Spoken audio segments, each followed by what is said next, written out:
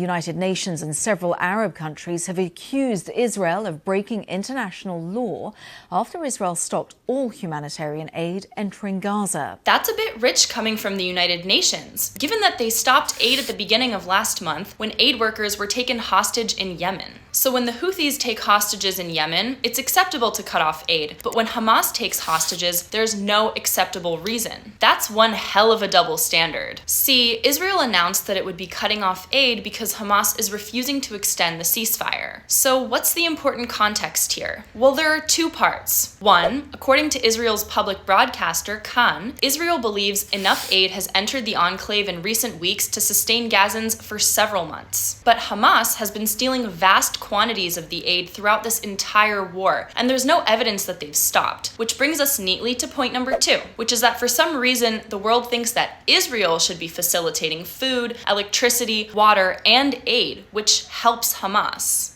And that is without basis in international law.